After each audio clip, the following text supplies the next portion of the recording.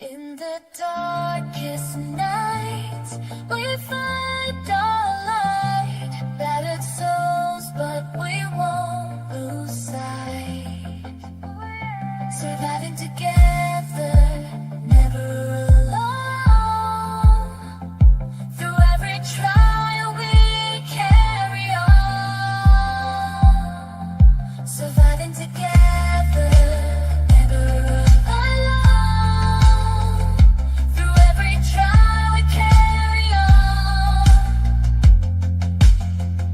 Surviving together, we stand tall. United forever.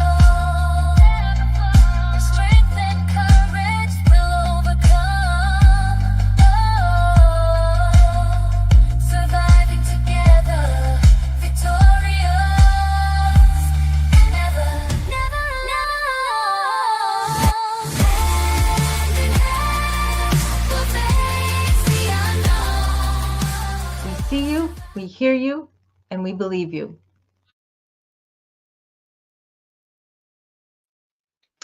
Gotta love that face that intro ends on. Wow. Hey everyone, how you doing today? You have landed at Surviving Together. We are going to be talking about touch deprivation or touch starvation, or also known as skin hunger. All of those names are synonymous. And oh goodness, let's see who is in the chat and say hi to everybody. Monk, how are you doing? Haven't seen you in a bit. Hello, hello, hello. How are things going over by you?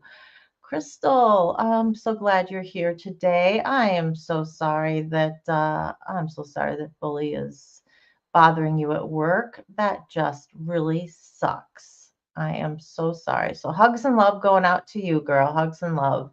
Amena, hi, how are you? Thanks for joining me today.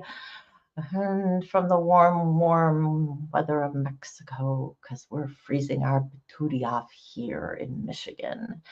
We just got another snowstorm, which I hear is hitting the East Coast as we speak, and they're really getting nailed. We got it overnight, so I'd rather always have it overnight than during the day. But it's pretty yucky out, and the kids are going out tonight, and just always get concerned. Always get concerned. Send me warm pics. I'm like, I'd be on the next flight if I could. I would. Krumel, hey, how are you? Thank you for being here. I really appreciate it. Wrenching for me today. Who else do we have? Flick Fox. Warming up your hand. So can't tag everybody, but hello to all. No worries, no worries, no worries. This is for you today, Flick, and all of us really who need connection, who need to feel physical touch. It's a human need. It's an animal need. It's a plant. Plants will actually react to touch. I don't know if you've ever touched a plant and it's recoiled a little bit, but anything with neurons will react to touch. It's pretty darn amazing. Who else do we have here? Crazy girl, how are you? Good to see you. Thank you for being here today. Did I get everybody from the beginning? Yeah, I think I did. Just making sure. Geodra Gore dashing around in and out, but that is all right. Hey, Slim, how you doing? How are you today? How are things in North Carolina? They have got to be better than they are here. I hope you managed to skirt the storm. The storm managed to skirt you is what I'm hoping. I think it went north of you, so hopefully you didn't get much of it in there. But all right, I think that's it for right now in terms of who's here. I will catch anybody else here in a moment. Just dropping a line real quick on the clothesline project. That'll be going through till April 1. There is a post in the community tab of Surviving Together's homepage, so you can find out all about it. But just real quick, all we're looking for is for you guys, anyone who's a survivor, speak your truth. Write it on a t-shirt, take a picture of it, and send it in. I am going to put up my email real quick. I'll leave that up there for a minute. Let me sit up tall so I can be above it. But we will get that. Hey, Janet, how you doing? driving, so can't say hello. That is okay. Yes, go take care of your wrist. Get a brace, and won't tell you how to take care of it because I know you know how. So I hope that that heals quickly because that sucks. It really does. Especially, I mean, your wrist, you do so much with it. Hey, Shannon, how are you doing? I read quickly. Are you at work or I just saw something quick about training in another live, and so I'm not sure what you're doing or anything, but thank you for being here. I greatly, greatly appreciate it. And I hope you're doing well today. Shannon is actually going to be here in my city in a couple of days, and we're going to hang out in person. That's amazing. So we will definitely, we'll take a picture or a quick video or something, and we'll throw it up for you guys so you can see it. I'm sure Shannon will throw one up on her channel for her travels, and we'll just throw one up on ours just because it's SaaS community getting together and we love it. Let's see. Crystal is saying everything's in the apartment, but no insight for getting organized. Yeah, it's moving is always crazy. Guys, I have boxes that I still have not unloaded. That's actually my goal for tomorrow. I need to totally wash my China hutch because I have not since I moved in, and it's just a dust magnet, and it gets in all the little crooks and crannies, and so I'm gonna need probably something, some Q-tips maybe, I think, to get in because it's got all those curly cues and things, and it's just a pain in the butt to wash. So that is my goal for tomorrow because there's stuff in those boxes that I know that needs to get donated, stuff that I should sell. I mean, I've got a 12-piece of china that I don't use and I can't see myself using in the near future or even the farther future. So definitely should get sold.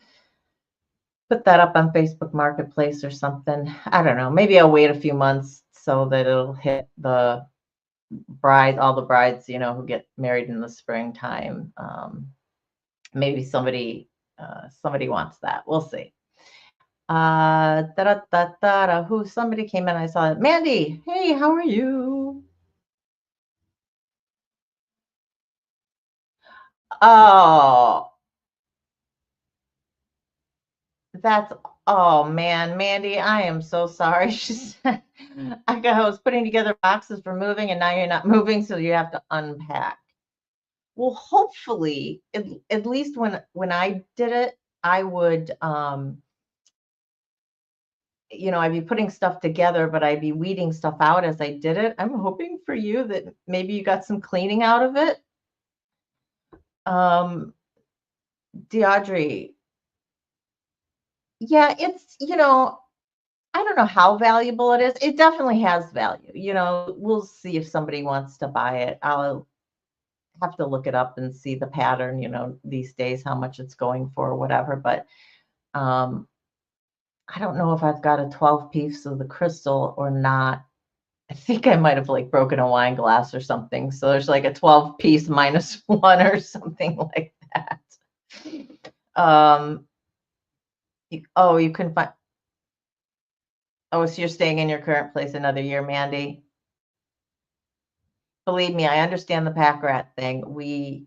I swear, we have been going through this place for about a year, and my son has been going through his, and we've donated things, and it just seems like we have done nothing. I don't know if it's just because we've ended up switching things around and moving it from the basement up to my office or what the deal is. I've got sheets for his bed that he doesn't want, but they're in great shape. So I'm like, do I sell them? I don't really have time. I won't say I don't have time. I don't have the energy for fielding calls or putting stuff on Facebook Marketplace. I don't have Facebook. So he would need to put that stuff up.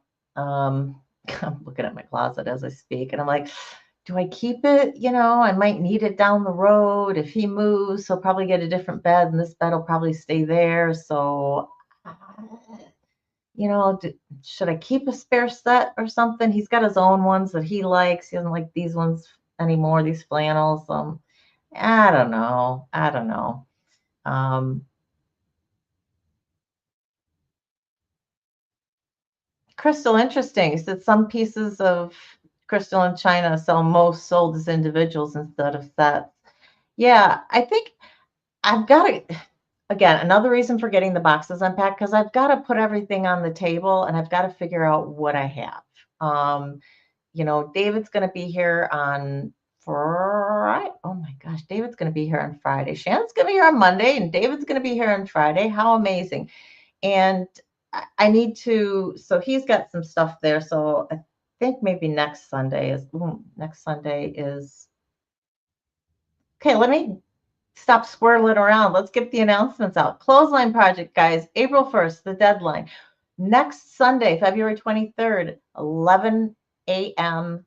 Eastern Standard Time, we are going to do our craft show. So if you want to join us and do your t-shirts then, that would be awesome.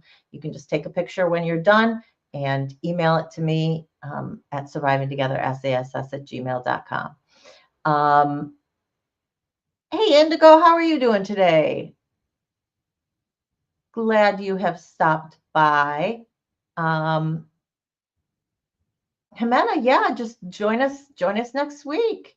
Um, Grab t-shirts for the kids. Find an old t-shirt, turn it inside out. Like I said, this does not need to be fancy. This is about just putting your truth out there or supporting survivors, whatever your message wants to be. This does not need to be fancy. Grab a Sharpie and write whatever you want. So that is really the crux of this project. So we're excited about it because I can't wait to see what the end result is going to be, putting up our virtual clothesline.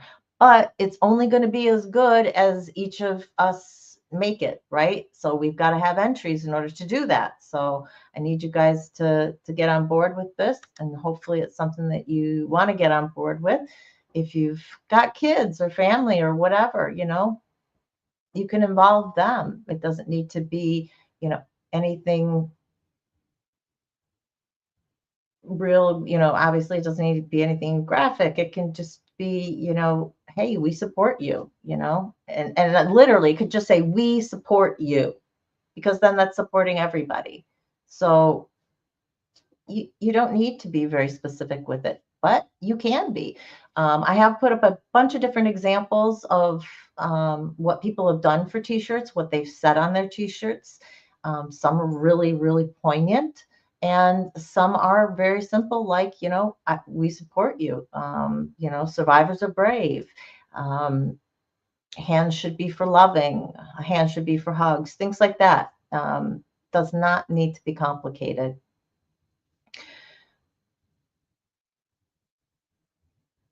Oh, Mark, that's great. He says our town hall had the clothesline project last year.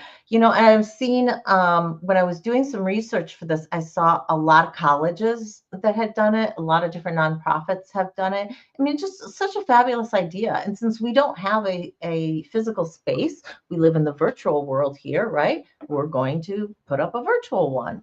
So it is, I think our end result is going to be pretty phenomenal, and I can't wait to see it. But you've still got time, and I know that more entries will probably come as the time gets closer to our April 1st deadline, as things usually go, right? So I'm not worried about it, but definitely join us. We will have a second crafting day in March, either the second or the third week. Probably like the second week-ish. It'll most likely be a Sunday again, unless we have recommendations for a different day or a different time.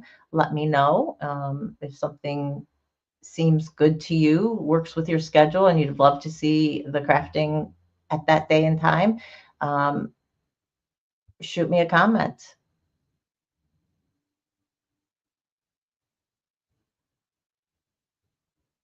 Oh, that's interesting. Moxis, you could always give the fabric or anything to schools and kindergartens that wanted to do different things with it. That's a different idea.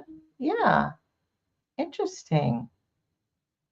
So that's the clothesline project. So I had to get that out. The other thing is content ideas, guys. This one comes from we were in our live on Saturday and Flick Flop.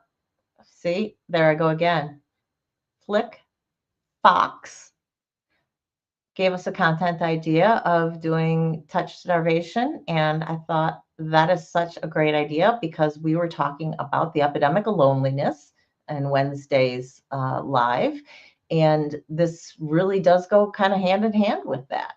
So if you have other content ideas, things that you want to see that we haven't covered, or things that we covered that you think we need to go more in depth with or take a look at from a different angle, please drop a comment after the show, and I read every single one of them and love to hear what you guys want because this is our community.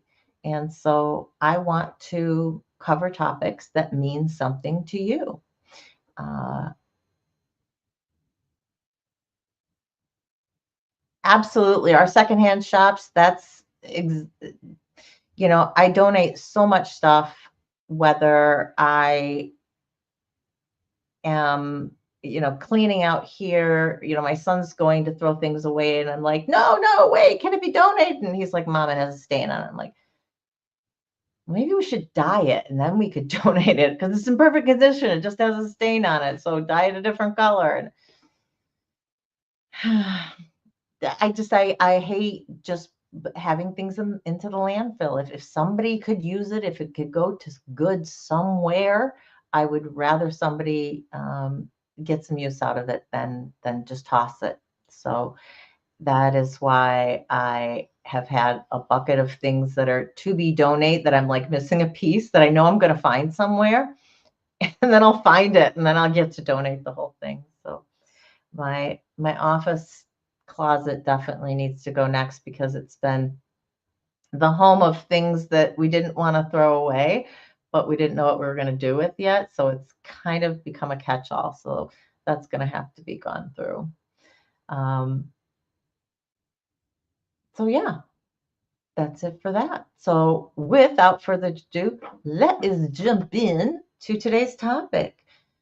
Touch deprivation, touch starvation. Guys, touch, physical connection, actually feeling a touch from somebody else, it is a human need.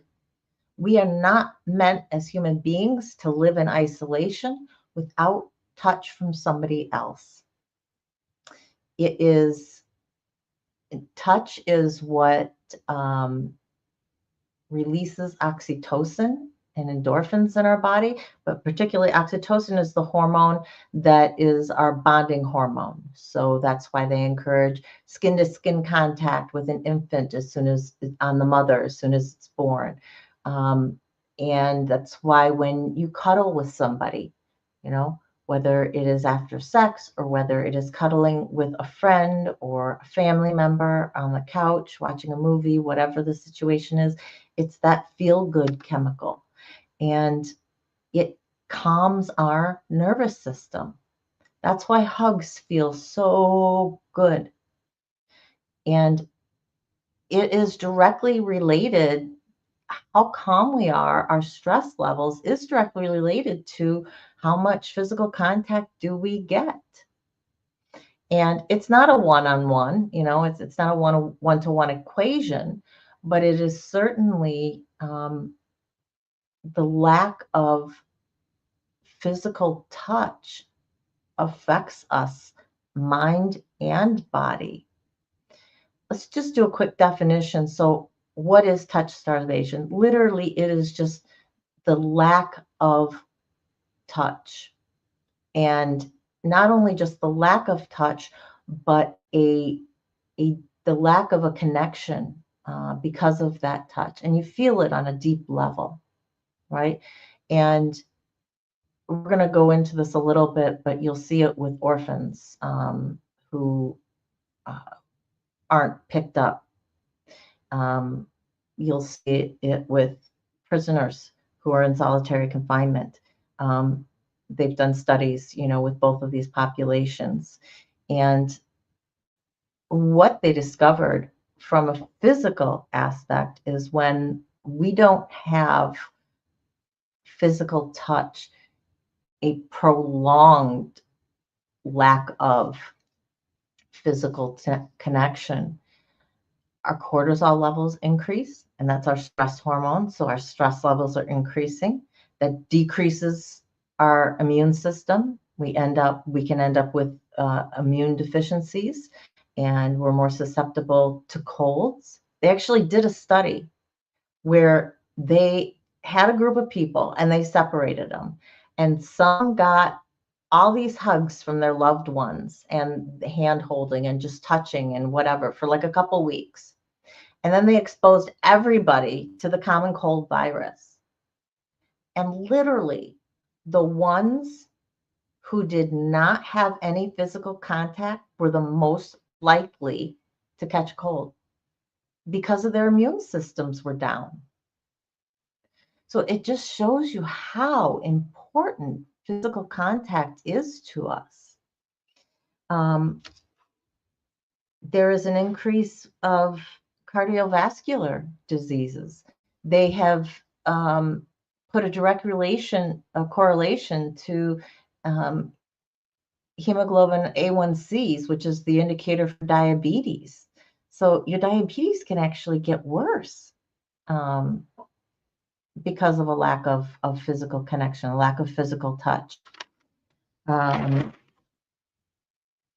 My notes are a little bit all over the place, so pardon me when I go back and forth a little bit. There's a huge increase in inflammatory diseases, inflammatory conditions. So rheumatoid arthritis, general arthritis. This is why we often find people who are changing their diets, and it can be because of the immune system and the inflammatory response that's going on from this deprivation of touch. And yeah, Crystal, it is 100% true. Someone has a cold or sick, hugging them helps them get better sooner. It increases your immune system. It strengthens it. Can you imagine something as simple as touch? So if you aren't starting to see the mind-body connection in this and how much what we think and what we feel and what we need affects our body on a physiological level, it's just it's so important. So how do you know that you're suffering from this? Well, there's some indicators. One, you may have a strong longing for physical touch. I knew it was time for me to kind of start dating again and getting out in that world when I realized that I was really missing that intimacy. I was really missing having somebody there. I love my son to death and I hug him all the time, and the poor man suffers right along through with me. And my parents are nearby, and when I get over there, I get hugs with them, and it's things that I realize I need to do more often. The pandemic really brought this out. It exacerbated it for people who are already suffering from it. And for people who weren't, it really brought it to the forefront that this is a true issue. So the increase in loneliness, the increase in anxiety, the increase in depression with the pandemic, a lot had to do with this lack of physical connection, especially for people who were stuck in their houses alone, who did not have, um, a roommate or somebody else who was there with them. They didn't have family nearby that they could actually go visit because those were the only people, right, that we were supposed to be around. Mustang Mike, Maureen, welcome. Thank you both for stopping by today. I greatly, greatly appreciate it. If I missed anybody else, I am sorry. I think I have gotten everybody. I know I'm going to be missing some comments here. I'm trying to get through information, but also reading what you guys have to say.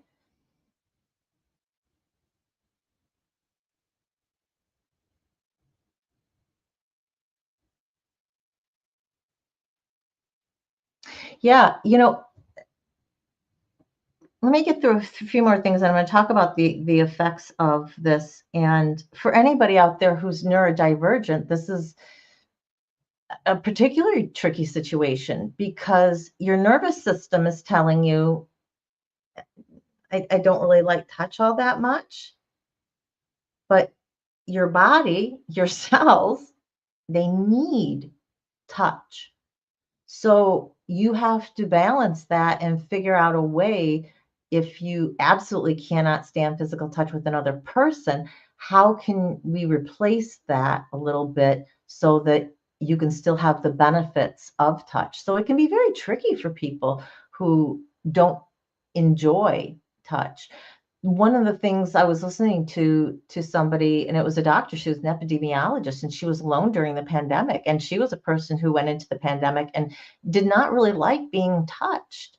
And after months and months of being alone, this issue really came to the forefront for her, and she became, I won't say a touchy-feely person, but somebody offered for her to be a roommate to move in, and she jumped at the chance because she was finding that she was, touching things around her house more. She was cleaning more. Anything that was tactile, to be touching, it can be it can act like a substitute for you. So it's really important. And we're going to talk at the end, on things that you can do to help the situation. And what do you do to not be touch starved?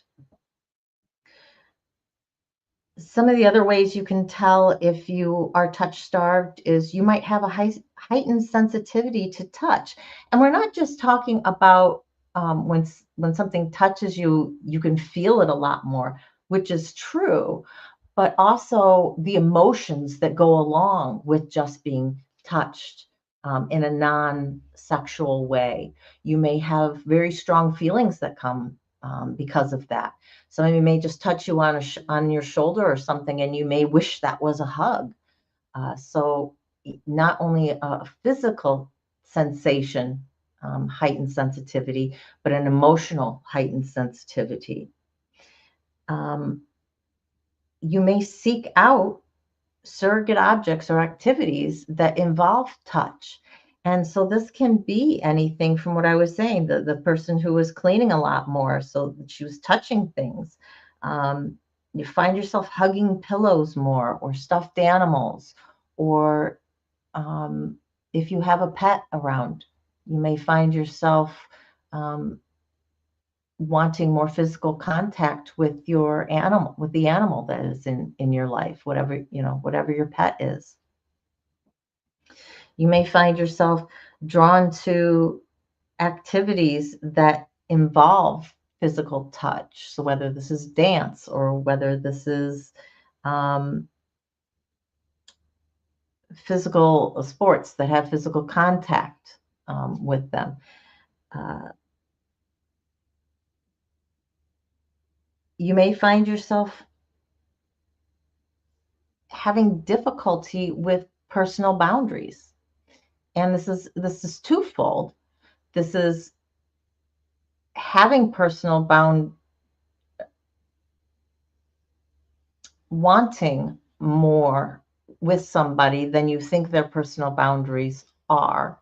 So we may be a little bit blind to other people's personal boundaries, physical contact wise, because we're seeking that physical contact out. But also, we may be accepting of more physical contact than we're actually comfortable with.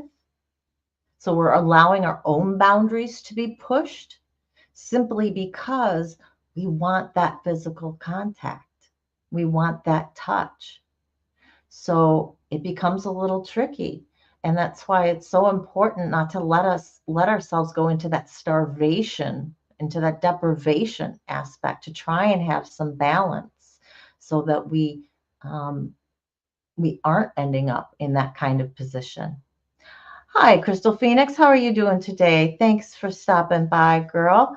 Hollywood 210, Joe Della. Let me quickly say hi to some people who have sneaked in here. I think that's it. Um, and I talked about the physical ailments that can be, a result of this, and muscle tension, increase in headaches, sleep issues, just an overall increase in stress. All of this can be a result of touch deprivation. And it's tricky because your anxiety is increased, your depression is increased. How do you figure out what that's related to?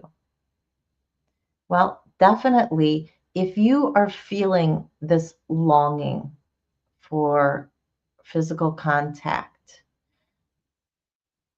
you can pretty much guarantee that it's lacking in your life, and you need to figure out how do we replace that. Um, I want to discuss a little bit more about why people are are touch starved. How did this come about? Um, but in speaking about the effects of this, in speaking about how the lack of touch can affect you, there were some studies done. They really didn't look at this as an issue until after World War II. In particular, they saw that there was, in Romania, there was an influx of orphans, and they did not have enough care workers. And so you would have babies and young children who were just languishing in these orphanages, and they weren't getting that contact that humans need. And they discovered that they had significant developmental delays. They were more likely to developmental disorders, whether it's depression or anxiety or schizophrenia.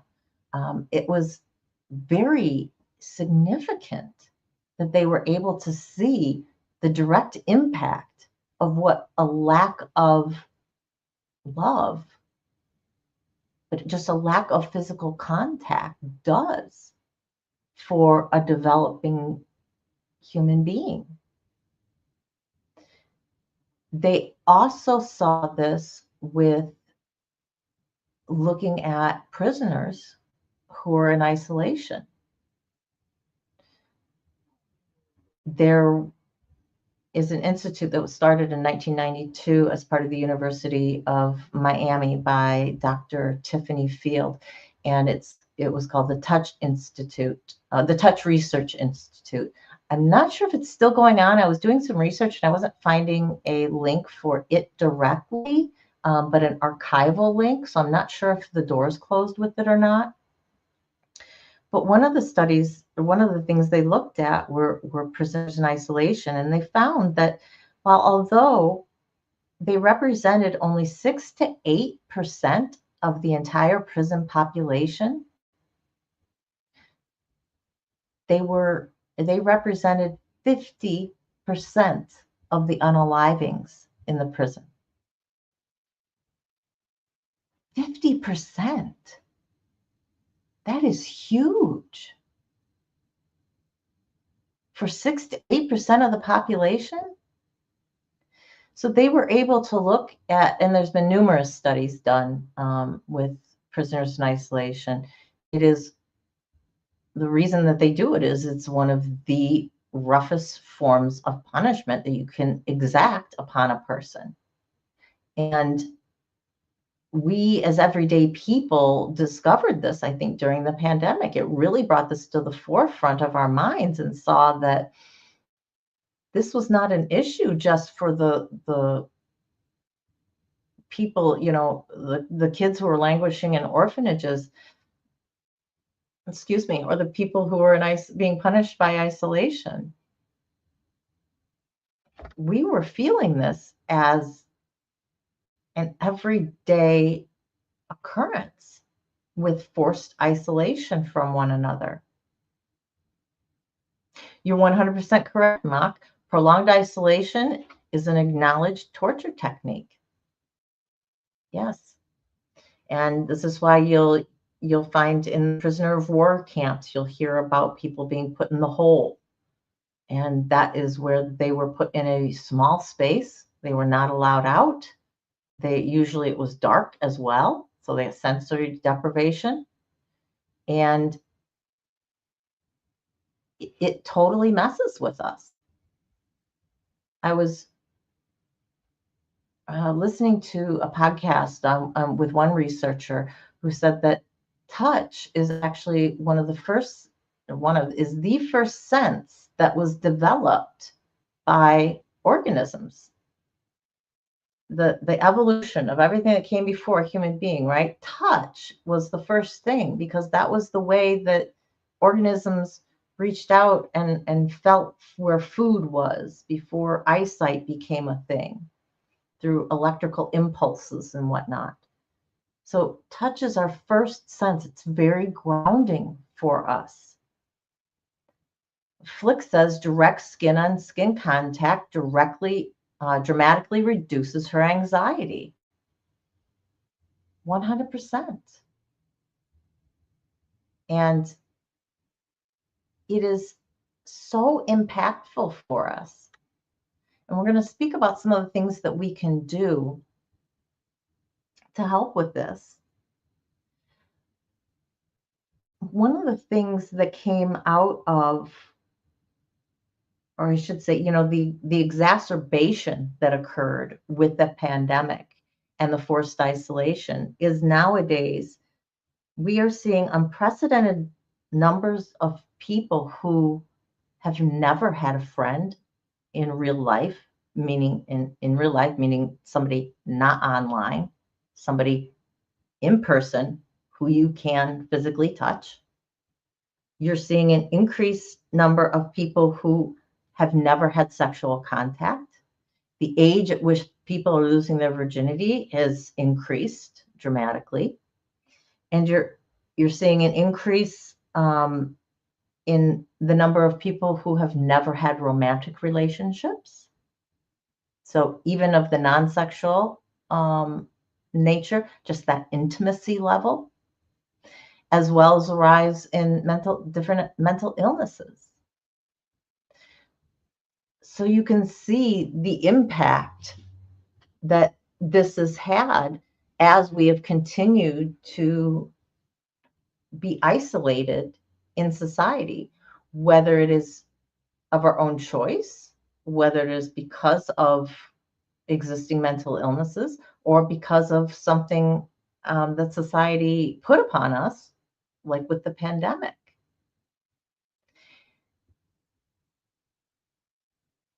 One of the other reasons, stay safe, Crystal, stay warm. All right. Best wishes, hugs for you. I definitely I wish you the best. Okay. Go rest, please. One of the reasons that we are seeing all of this in our society at large is this increase of an importance placed on independence. And they're finding especially this in the Western world about how being independent financially, emotionally, These are things that we think are strengths, right? The more emphasis we're putting upon that, that means that interdependence is seen as a weakness. And when we have such a dichotomy between these, when we have such a separation between these two, this is how the impact of this is multiplied. There is nothing wrong with needing physical contact from somebody else. There is nothing wrong with needing intimacy from another human being. Codependency is an issue. Yes. That's basically where you're putting your life on hold because of somebody else's needs. And so that's a whole separate issue. But interdependence should not be seen as a weakness. Supporting one another should not be seen as weak. We need people. There was a study done,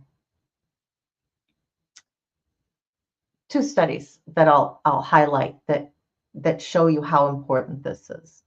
One they did, and I think it was like in the 50s or early 60s.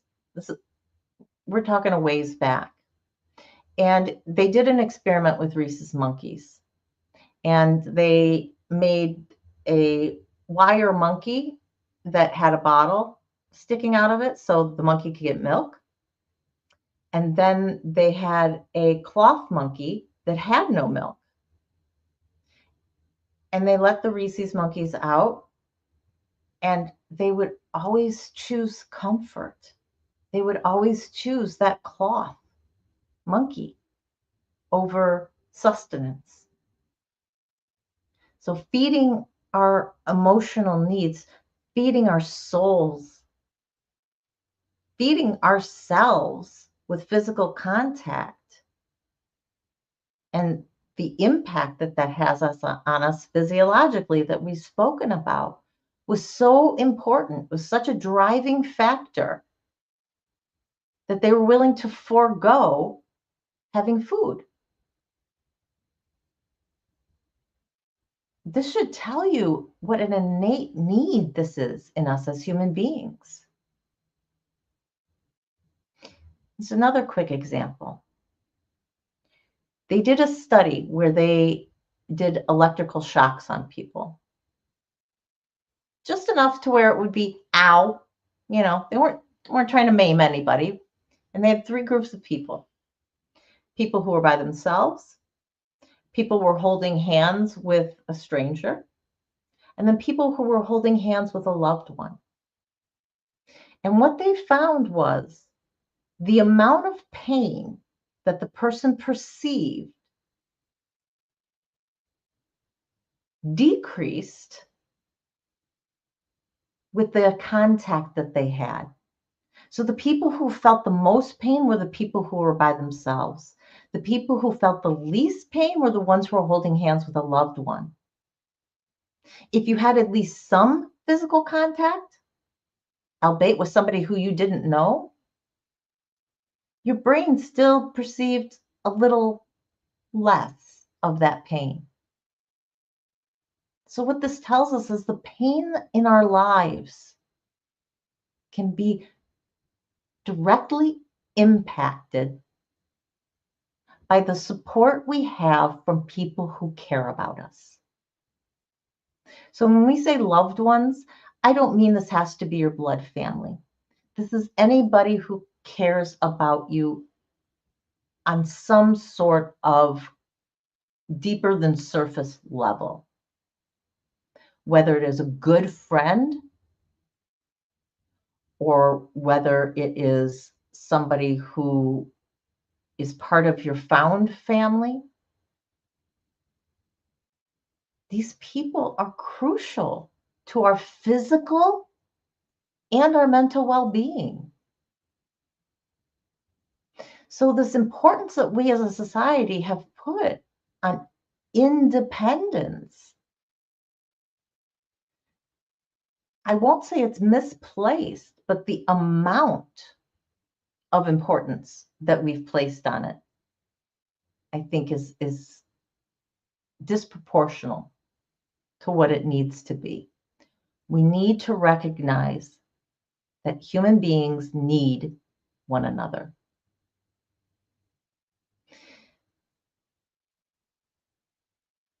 I was listening to a YouTuber, Dr. K, and Healthy Gamer GG is his handle. And I did connect a few different videos in the description for this video. Ones that I found were particularly helpful or succinct in presenting the problem. One presented a bunch of different studies, which was really kind of interesting. And Dr. K was going through this in terms of the importance of why we have such a rise in people who are touch-starved. One of the other reasons is the role that technology has played in problem solving. It's a great tool.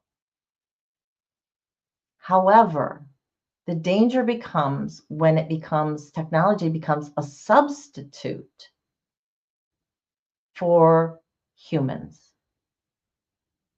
So what kind of problems did technology solve that has allowed us to avoid people? Well, you've got girlfriend apps.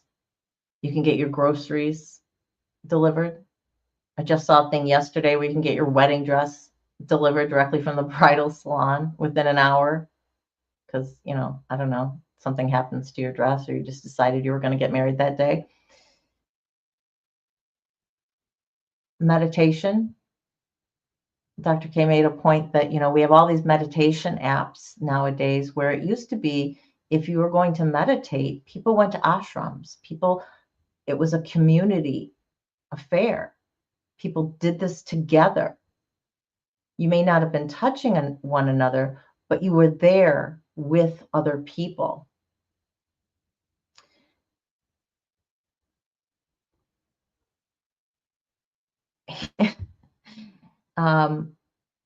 Friendships, online friendships, has taken the place of having friends in your real life in hometowns. Now, sometimes it's a great thing and it can drastically reduce the amount of stress that we feel by having this form of connection. But it shouldn't be a substitute for having personal, in-person touch and connection. Now, sometimes if you don't have any of that, then yes, it's a great tool to at least alleviate the symptoms. But we should encourage ourselves to get out of isolation, to not have online friendships be our only ones that we're seeking. And I'll speak a little bit more about that in a minute. He brought up that he had recently seen on the rideshare apps that there's an option now where you can choose whether or not you want your driver to talk to you.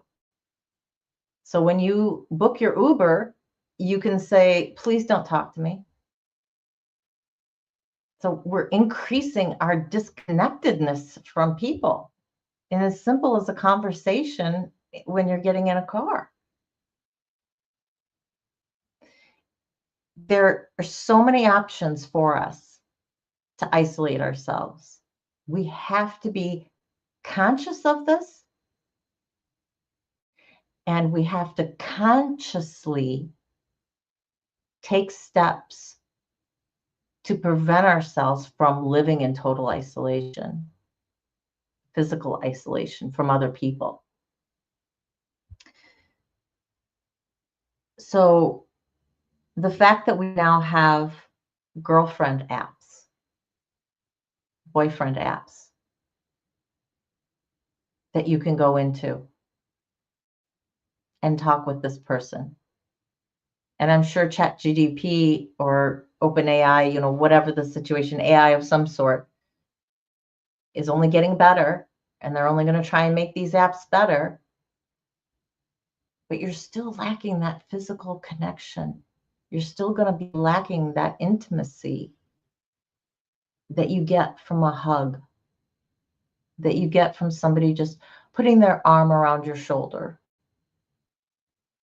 We as human beings need that, and technology cannot become a substitution. Well, I shouldn't say that. Technology has become a substitution, but we shouldn't allow it to be a substitution in our lives for human contact. Mock says, I recently took a cab and the cab driver was happy that she wasn't on her phone and actually spoke with him. Yeah, it's amazing. It's amazing the amount that we have come to expect no contact with other people. I see it in the grocery store with people not looking at one another, not talking to one another, and are just totally in their own lives. And that's for the people who actually go out to the stores, because we can shop for everything online and have it delivered to us. We don't have to go out and mingle with anybody. So all these places that people used to go where they would get physical contact, it's just somebody bumping into your shoulder or whatever, but being around people, that does satisfy our need for physical contact to a degree, right? We still, as human beings, need the intimacy level, and we crave that on a deeper level. But if you're not even going out and mingling amongst people, being in places where people are, we are doing ourselves a disservice. And we've spoken about how it's so easy to be in isolation. And the more we're isolated, the less we are comfortable with mingling. And the more this cycle just, kind of continues.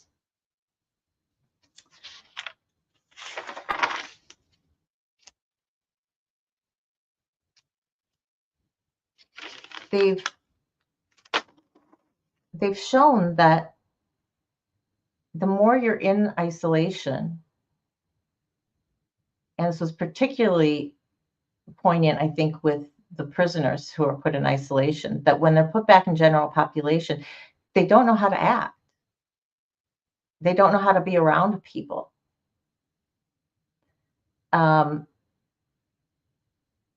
Physical touch becomes uncomfortable. And so the more uncomfortable it is, the less you're going to seek it, and this vicious cycle of becoming more and more and more and more alone and totally withdrawn into yourself. And it's a self-fulfilling prophecy, right? So what do we do about this? Well, as I said, for one, we need to be careful that we're not allowing technology to be our 100% substitute for human contact. It can alleviate it. If you're stuck in that situation, which some of us are, it can be a tool to help. But we should also be seeking out physical contact of some form or another. What are things that we can do to make this happen? Well, there's some ideas, and I had one of my own. I don't know, maybe it's not a new idea. For one, they say create a touch-friendly environment. What does that mean? That just means putting yourself into situations where you're more likely to be touched, whether this is intimacy touch or whether this is just physical contact of some sort. Like I said, being in a store, going to going to a bar to dance, or taking getting a massage, um, having your nails or done, a mani or a pedi or a haircut, or something where somebody's having to touch you as part of a service. All of it can help. There's also things that you can do just by yourself. And this was an interesting one I heard from somebody who was a major in physical therapy.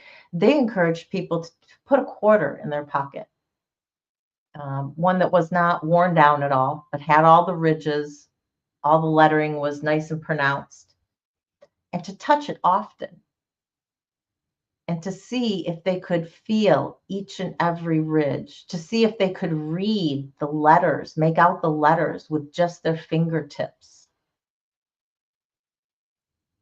to feel the edges of the outline of the eagle. And what this was doing, it was increasing the sensitivity of their fingertips.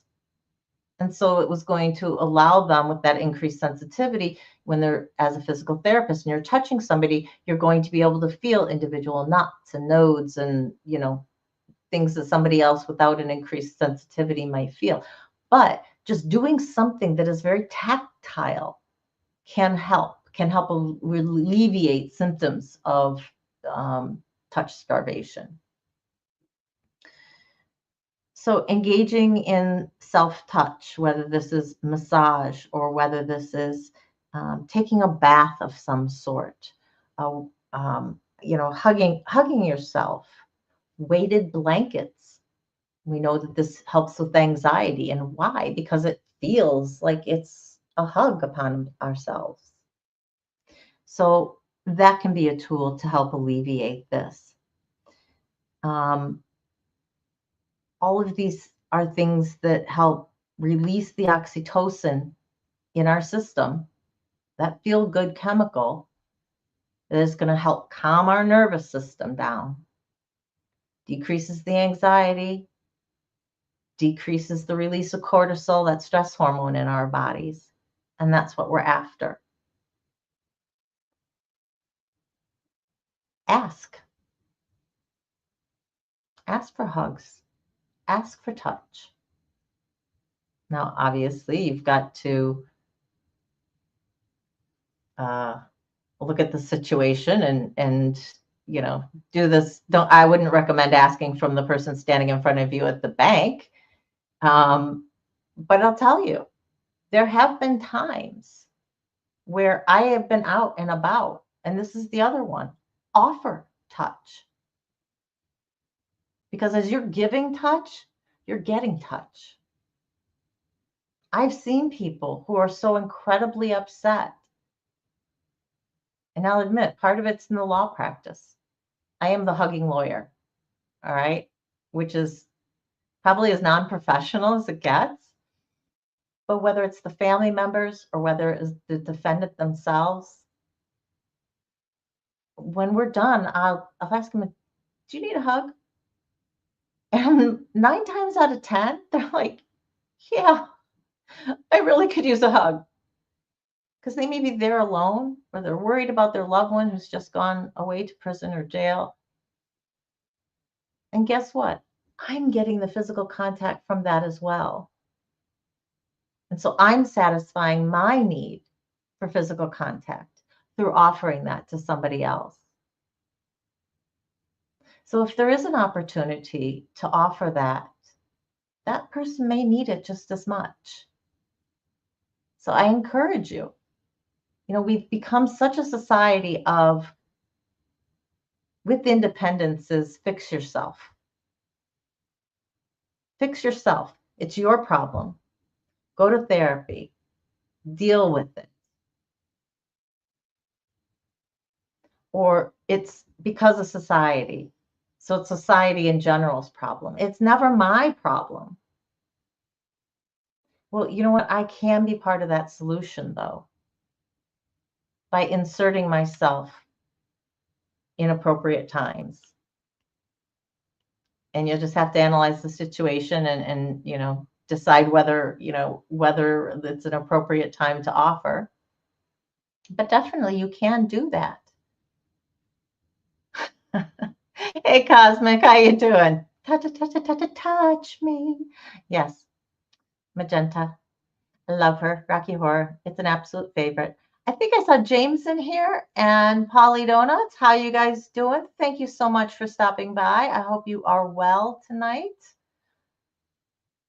or today, whatever the case may be for you. I think, James, it's definitely night for you. Polly, I think it might be day for you, as Cosmic is, I think, day for you as well. Oh, Flixie, this is perfect. Whenever I grab some food for anyone homeless, I always offer a hug. You know, homeless people, people who are disabled, they've done a lot of studies on touch deprivation with people who are disabled. There is just a tendency in general for people to not want to touch somebody who is disabled. Why? They're a person just like you or me, but they have some sort of condition, whether it's because they were born that way or whether they've had an accident. They're still people. And I don't know where we grew our aversion to this. I'm not sure if it is just born out of an uncomfortableness of touching somebody who's different than us or interacting with somebody who's different than us.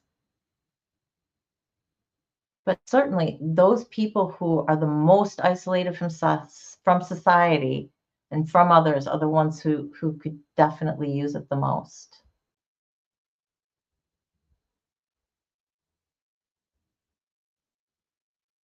Indigo, 100% you are right.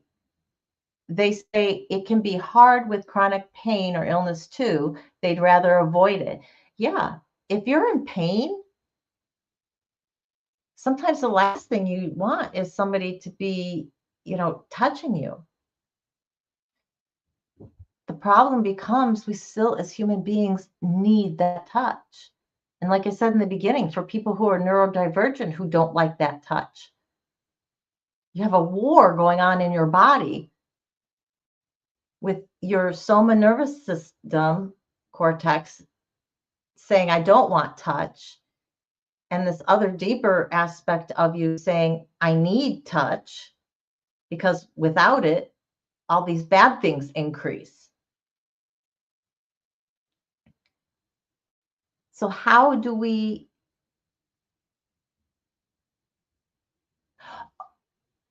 Okay, I think what I said is still valid. Indigo is clarifying and says they mean that people avoid hugging them because they're afraid they might hurt them. And that's where it becomes incumbent upon us to either A, ask, B, clarify our situation with friends, family, people we interact with on a regular basis, to say, hey, you're not going to hurt me. And it's something that I do need. And so please don't be afraid to offer a hug, or don't be afraid to touch me. Or if you bump into me, it's not a problem. And again, this has become where we have to become our own advocates for our health and doing things that are going to increase our healthiness, and making sure that we're getting touch is definitely an area where we can take control of this. So if you have a pet, or if you can afford to have a pet, that would be a tool that can help with. It's a substitution for human connectedness, human physical connectedness, but it definitely can be a way that something that can alleviate the symptoms of touch starvation.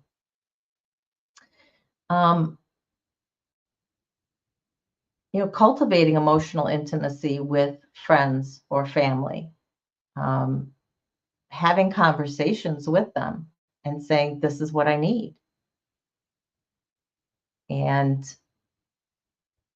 making sure that we are doing what we can for ourselves to get what we need.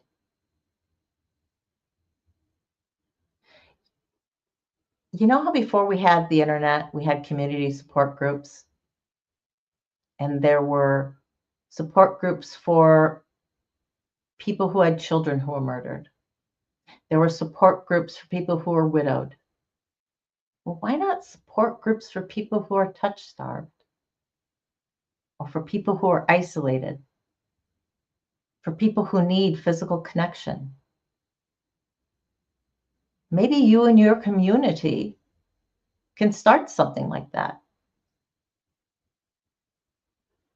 And you don't even doesn't need to cost anything. You could meet at a park, you could meet at the mall, you could meet wherever. Use online as a tool, as an ability to reach people, and see if you can get a group gathered. Because you know what? Even if there's only one or two other people than you, that's one or two other people that you have helped, and they in turn are going to help you. Now, granted, you have to be comfortable with a stranger touch, right? This is not something to just go into lightly. You need to know what you're getting into, and to feel comfortable with all of that. But it's another option of feeding ourselves what we need. Hey, Thindu, how you doing? I'm so glad you're here. I'm glad you are safe. I know that you're getting nailed in Buffalo with the snow. Better you than me. I got it all last night and I sent it on. Bye-bye. But we're all going to be in a deep freeze next week. It's coming in a few days. It's going to be pretty ugly. Hey, Tiff, how are you? You know what? You can tell somebody it's National Hug Day. Do you need a hug today? I have actually done that to somebody in the bank in line. They looked upset, and they looked like they needed a hug. So to kind of give me an excuse is something fun. It's National Hug Day. Could you use a hug? And you'd be astounded at the number of people who are like, yeah, actually, whether it's a full-on hug or whether it's just kind of a, pat on the back or whatever, it's a way of breaking the ice with somebody. So just some things to consider in how we can make sure that we don't fall too far into touch starvation. If you're there, what can we do to get us out? Flick says a free hugs community group might start one. Absolutely. I want a picture of your first meeting. You got to send me a picture of that first meeting. That would be awesome. You know what? The next time I do it the next time I do it, if I'm out somewhere, or I've got court on Tuesday, so who knows? I will probably end up hugging the defendant if they need one. But we'll have to see. I'm not sure. I've not met the person yet, so I'll have to analyze the situation when I get there. We'll assess it and see. I love this. Mox says it's interesting. For example, if you're in Austria or Italy, they just hug and kiss on the cheeks as normal greeting. It's odd and confusing, the number of kisses at times, but it's still touch. Absolutely. Absolutely. And I love that it's in something that's just an expectedness as part of greeting. And that's why when I was talking about the emphasis on the importance of independence and how this is in the Western world, the Anglo-Saxon Western world, and it's not everywhere, but definitely certain cultures have put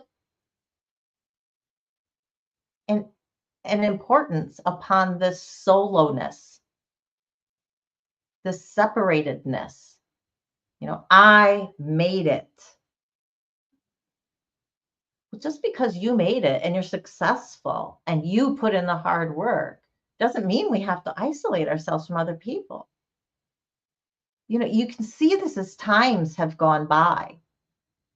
When I was a kid and we moved, because we moved often, we had the welcome wagon. They came with homemade cookies and muffins and coupons for the area and a list of places that they recommended that you could go for, haircuts or whatever, or maybe a list of the neighbors' names. When we moved into some place, we would bake cookies and we would take them to our neighbors to introduce ourselves to who lived by us. And as time went on, there was less inclination to do so. People didn't seem to want to meet at the fence line and talk anymore. It was about keeping up with the Joneses, but not talking to the Joneses.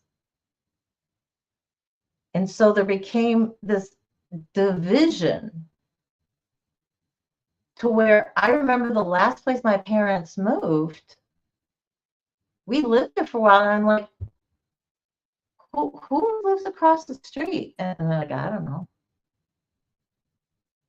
We had stopped doing this connectedness as a community, even on a neighborhood level. So when I hear about some of you people speaking about, growing up in the neighborhood, you knew everyone. There was a connectedness because of that. And again, just being around people can fulfill a little bit of that need that we have for physical connectedness. Just standing next to somebody doesn't fill the entire need, but it gets us partway there.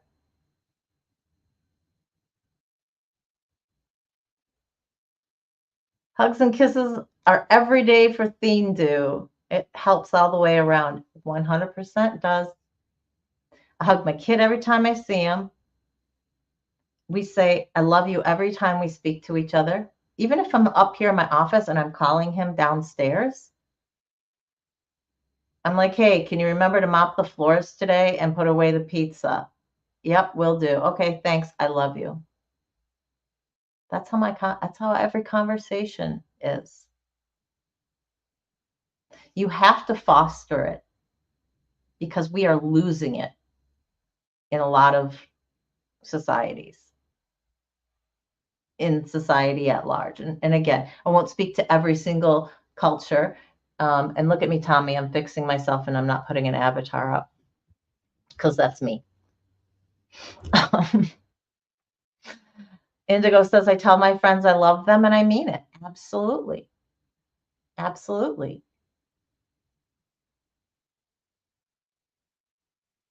We humans need one another.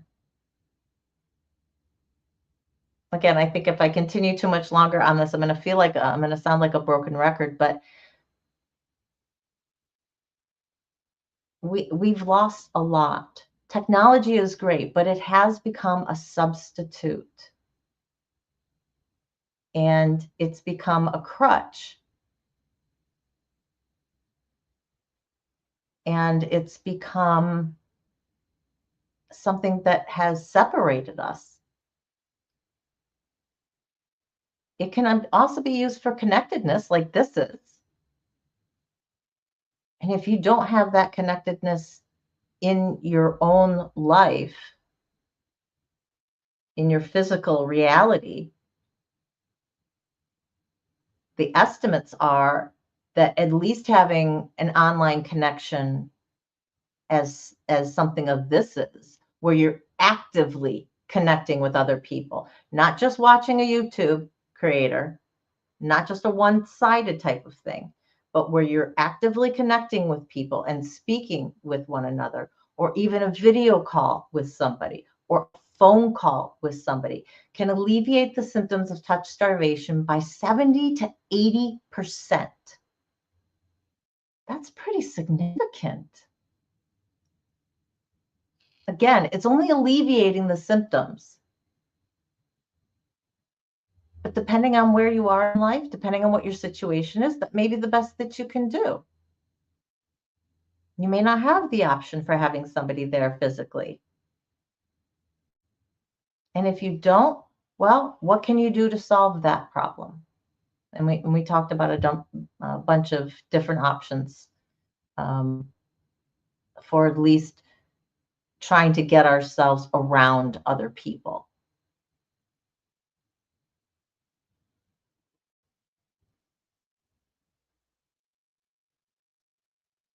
I love this, Indigo. Indigo says, I think also I try to find out what makes people feel loved. So I'll ask, do you want words of affirmation, or are you a hugger? Do you want a high five? That's helped us provide connection too. That's wonderful.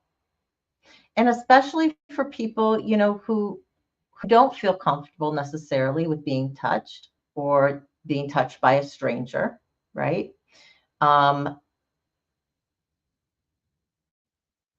There is,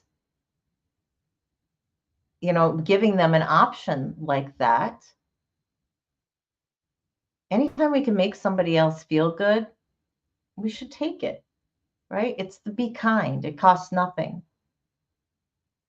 So talk to the driver in your Uber. Thank them for getting you there safely, if they did, if they were a good driver.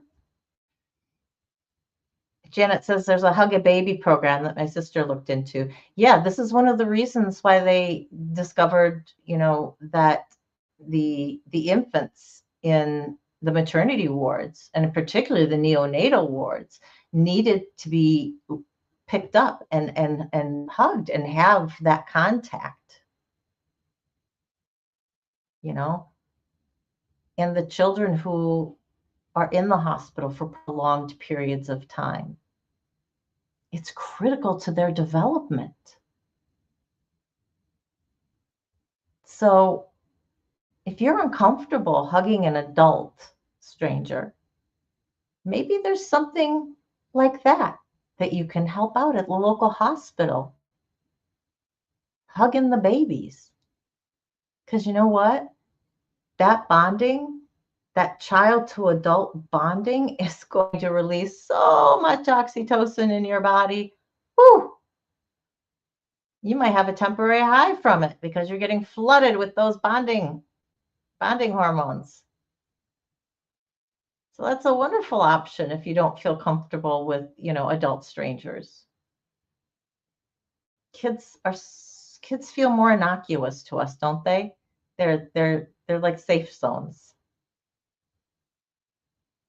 They don't have ulterior motives, and especially the ones who can't talk yet. They just offer pure love in the form of a hug. So it's a wonderful idea.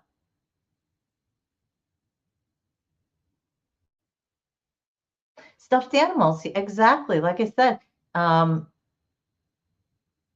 Mock says that she usually has stuffed animals with her, and a lot of people enjoy hugging them because they're not comfortable with human touch. Again, it is it's a substitution, and it's a tool that we can use.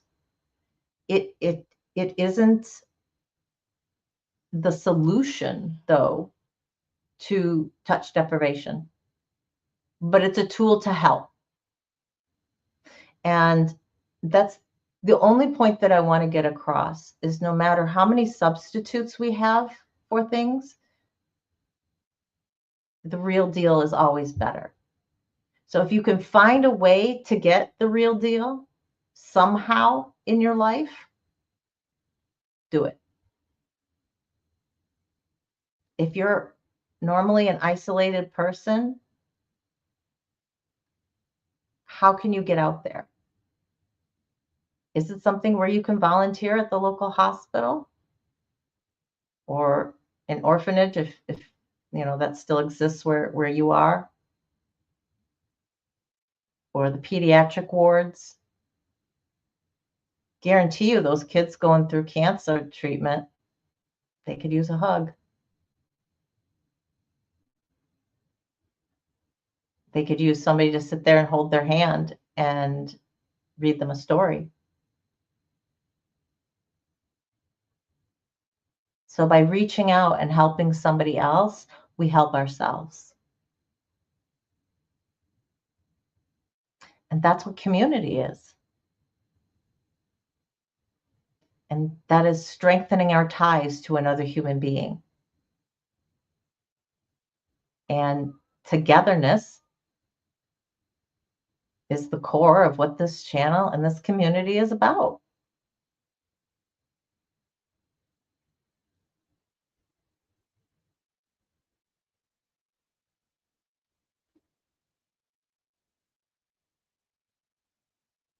Oh, that's wonderful, Indigo.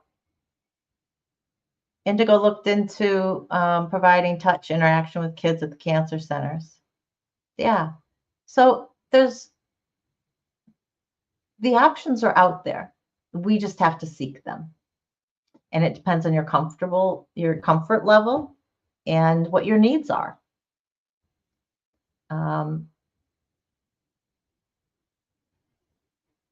I think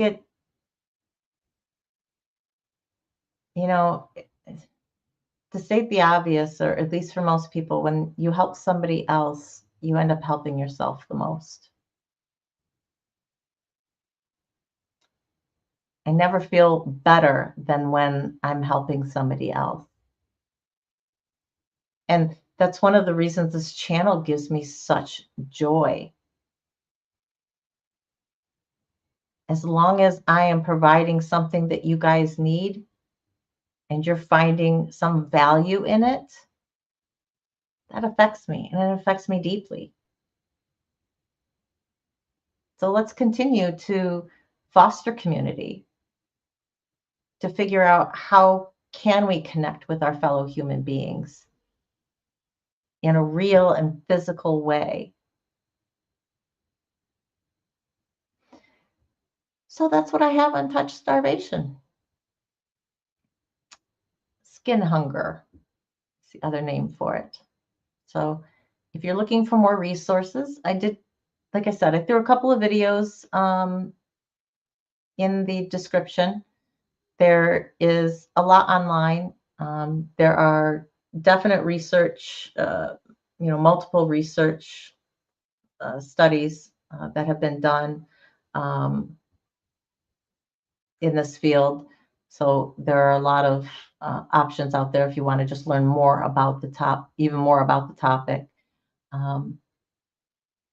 If you're struggling to figure out how you might foster touch in your life, reach out. Throw a comment down. People in this chat already have had some wonderful ideas.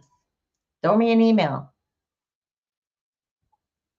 Indigo said there's a shelter that lets you snuggle kittens and puppy for socialization purposes, and they saw the adoption rates go up when they had socialized, well-adjusted animals to adopt versus somebody having to adopt a traumatized animal. And what goes into getting them back to a baseline place, right?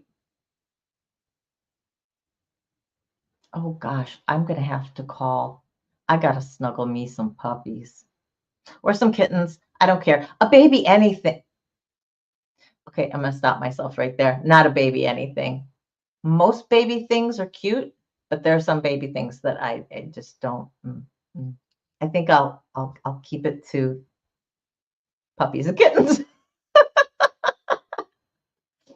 Although cosmic, I definitely want to. I definitely want to snuggle a wallaby and a kangaroo.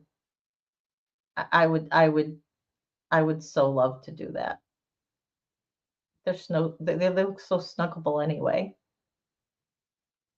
Indigo, if you were next to me, I would snuggle you in a heartbeat. I give you guys all hugs. I'm a lawyer who gives my clients hugs, for crying out loud. I'm a hugger. As I said, I get as much out of it. So offer a hug to somebody who you're close to. Ask for one if you need it. And foster that physical connection with somebody. All right, guys. I think that's it for me for today. Hit that like button if you haven't. If you're out there and you haven't subscribed yet, please do so. We'd love to have you as part of our community. Hit the all bell for notifications. Otherwise, you will not get notifications, because in general, it's just set to personalized. So unless that's your preference and you've set your personal preferences, but otherwise, you're definitely going to have to hit the all button. Throw in a comment afterwards, guys. That really helps with the algorithm too. We are trying to get the word out to other people. Share this stream with somebody who you think needs to hear it. If you know somebody who's touch-starved and might need some of the information that we talked about in here, please spread the word. That's what this is about. It is about getting the word out to other people so that we can increase the number of people who are touched by our community. We want to help as many people as possible. That is my goal. With that, I will say I do not have a topic right off the top of my head for Wednesday. So if anybody has something that they want to talk about, please let me know. Plop a comment in. I'm going to play the intro for the outro again. So there'll be another minute or so that you can say goodbye and well wishes to everybody. And I will see you on Wednesday with a topic to be announced. Hopefully by Monday or Tuesday, I will have a thumbnail up with whatever I'm going to talk about. I've got some series.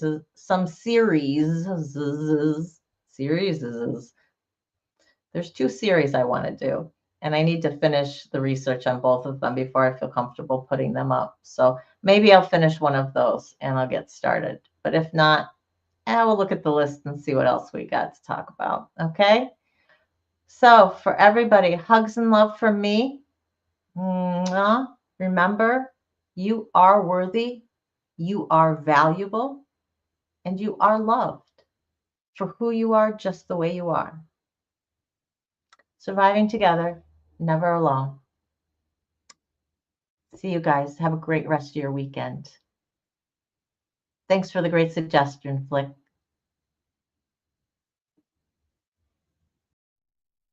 In the darkest night, we find our light. Battered souls, but we won't lose sight. Surviving together, never alone. Through every trial, we carry on. Surviving together, never alone. Through every trial, we carry on. Surviving together, we stand tall. United forever. Strength and courage will overcome. Surviving together, victorious. Never, never alone.